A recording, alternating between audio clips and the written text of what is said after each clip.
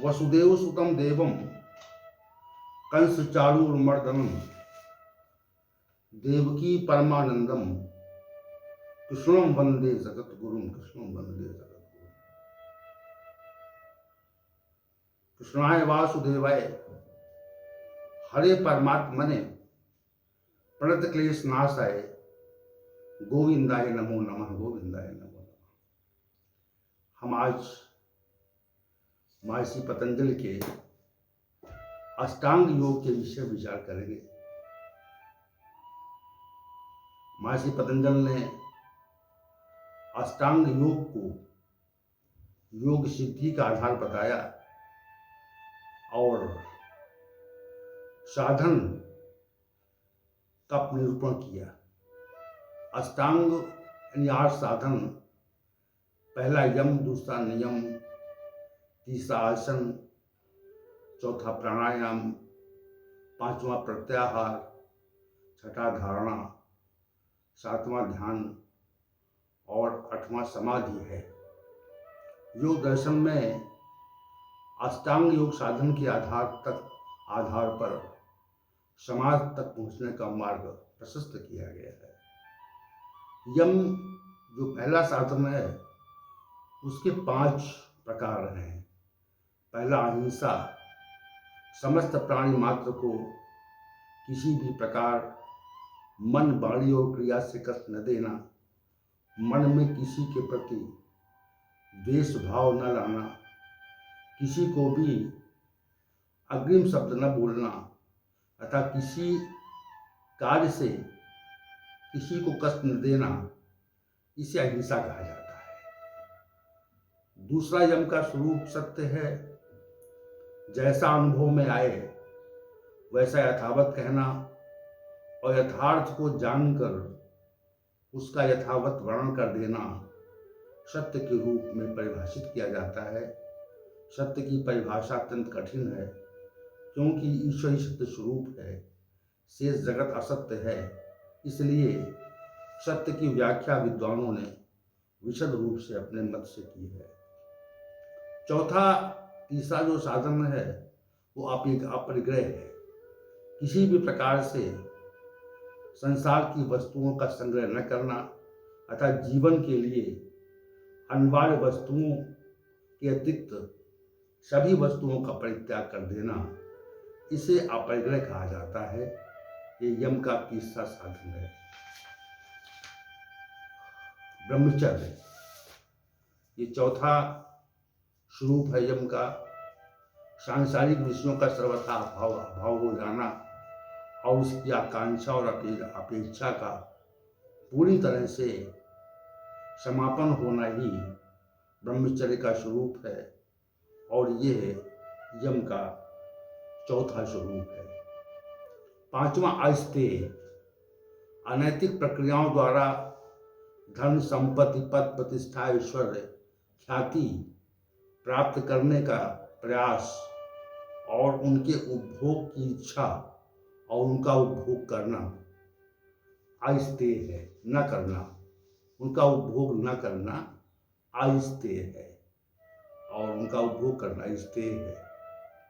तो ये 5 साधन, 5 प्रकार यम के बताए गए और नियम के भी 5 प्रकार हैं। शौच, बाहर पहला जो साधन है नियम का वो शौच है। बाहर भीतर की पूर्ण शुद्धि। बाहरी शुद्धि का अभिप्राय ये है कि साधक को शरीर, वस्त्र, स्थान तथा प्रयोग में आने वाली वस्तुओं को शुद्ध रखना चाहिए।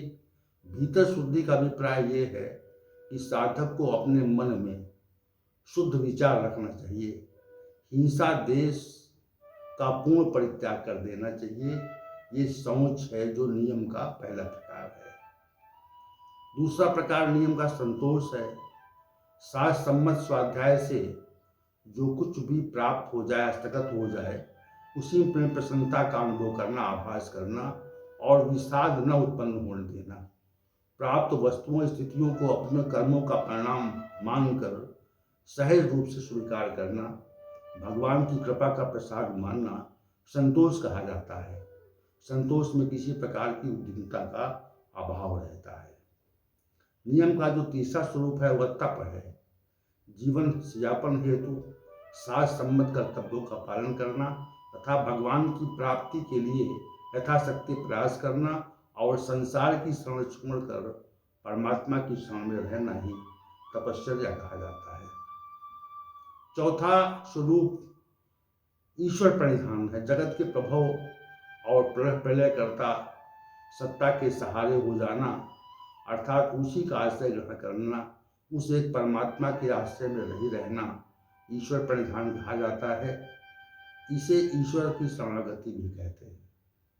नियम का जो पांचवा स्वरूप है वह स्वाध्याय है। यथार्थ को और सत्य को महापुरुषों के वचनों और शास्त्रों के अध्ययन से जानने का प्रयास स्वाध्याय है। इसमें वैदिक साहित्य का पठन पाठन और अनेक प्रकार के आध्यात्मिक ग्रंथों का अध्ययन भी सम्मिलित है।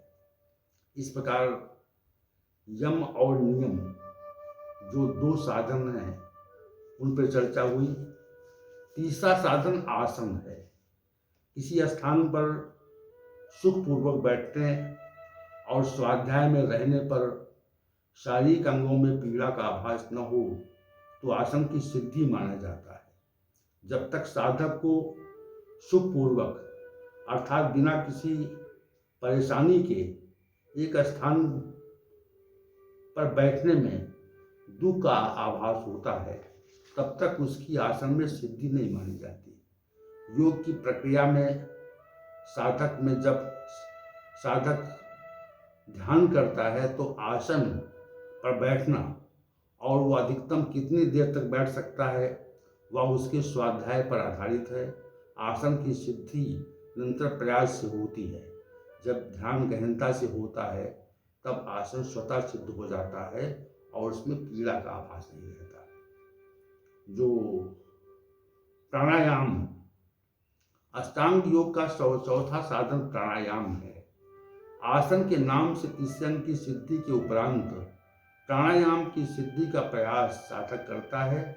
ये सब क्रमिक भी होते हैं और अक्रमिक भी होते हैं। प्राणायाम का अभिप्राय प्राणों का आयाम है। इस तथ्य को सहजतापूर्वक समझना चाहिए। प्रत्येक व्यक्ति की श्वास प्रश्वास सामान्य गति से गतिमान रहती है अर्थात चलती रहती है। श्वास स्वतः ही अंदर जाती है और स्वतः ही बाहर निकलती है। श्वास को बाहर निकलते समय रोक सकते हैं और अंदर जाते समय भी रोक सकते हैं। अर्थात श्वसन प्रक्रिया को किसी भी समय पर हम विराम दे सकते हैं, क्योंकि प्राणवायु के साथ मिलकर प्राणवायु हो जाती है जिस पर हमारा जीवन आधारित होता है। इस प्राणवायु की गति को विराम देना ही प्राणायाम कहा जाता है। मनीषियों ने प्राण के आयाम को योग की सिद्धि का एक क्रम कहा है।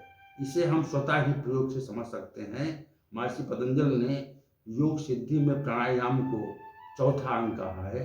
प्राणायाम से चंचल मन एकाग्र होने लगता है।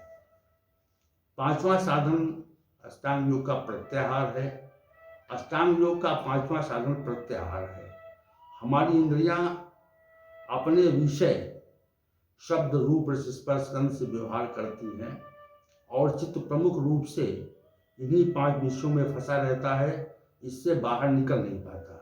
जब इंद्रिय विषयों से चित्त निवृत्त हो जाता है तो चित्त इंद्रिय विषयों को ग्रहण नहीं करता, और जब चित्त इंद्रिय विषयों को ग्रहण न करे और आप अपने को परमात्मा में स्थित होने का आभास करें तो इसे प्रत्याहार कहते हैं। यह अष्टांग योग का पांचवा साधन है। धारणा, अष्टांग योग का दूसरा साधन धारणा है। ये चित्त पर नियंत्रण की उत्कृष्ट अवस्था है जो शीघ्रता से प्राप्त नहीं होती। धारणा की स्थिति प्राप्त हो जाने पर साधक अपनी इच्छा से चित्त को नियंत्रित कर सकता है और स्थान विशेष में इसे एकाग्रत कर लेता है तथा अपनी इच्छा के अनुसार किसी भी अवधि तक रोके रखने में समर्थ होता है। ये प्रयोगात्मक तत्व है। इसी स्थिति को धारणा कहते हैं। महर्षि पतंजलि द्वारा अष्टांग योग की छठी स्थिति साधन की उत्कृष्ट स्थिति है। ये सिद्धि जब तक नहीं होती जब तक साधक इंद्रिय विषयों से सहयोग रखता है। धारणा की स्थिति प्राप्त करने में प्रमुख बाधा इंद्रिय विषय ही है। इसका निश्चित रूप से हमें परित्याग कर देना चाहिए। इंद्रिय विषयों के परित्याग का स्वतः आत्मनिरीक्षण साधक को करना चाहिए और इस पर निरंतर पैनी दृष्टि रखनी चाहिए। ध्यान अष्टांग योग की सातवीं स्थिति ध्यान की है। जैसे चित्त सांसारिक विषयों में पहुंच जाता है, चित्त को सांसारिक विषयों में जाने के लिए कोई प्रयास नहीं करना पड़ता, वैसे ही चित्त सांसारिक विषयों से हटकर परमात्मा में सहज रूप से जाने लगे तो इस अवस्था का नाम ध्यान है। चित्त का जैसा ध्यान संसार में रहता है वैसा ध्यान परमात्मा में हो जाए तो ये ध्यान की उत्कृष्ट अवस्था मानी जाती है। शेष नीचे की स्थितियों में प्रयास रहता है। ध्यान की सिद्धि इसी तथ्य पर आधारित है कि हमारा ध्यान परमात्मा के स्वतः उन्मुख हो। ध्यान की अवस्था भी योग की विशेष अवस्था है। समाधि के अष्टांग योग की अंतिम स्थिति है। जब चित्त परमात्मा में एकाकार हो जाता है, वहाँ पर चित्त की स्थिति परमात्मा के साथ संलग्न हो जाती है। यद्यपि परमात्मा चिंतन का विषय नहीं है, इसलिए उसे अचिंत्य स्वरूप कहा जाता है। चित्त चूंकि जड़ है, जड़ वस्तु से चेतन तत्व का चिंतन नहीं होता, परंतु समाधि की अवस्था में समाधि की अवस्था में जड़ चित्त भी चेतन परमात्मा के स्वरूप में एकाकार मिल जाता है। जड़ का अस्तित्व समाप्त हो जाता है, चेतन का अस्तित्व अवशेष रहता है। ये परमात्मा के सहयोग की नित्य निरंतर अवस्था है जो अष्टांग योग का अंतिम स्थिति है। महर्षि पतंजल ने अष्टांग योग के आश्रय से समाधि तक पहुँचने का वर्णन किया और साधक को सिद्धि के मार्ग में ले जाने हेतु विशिष्ट प्रक्रिया का निरूपण किया।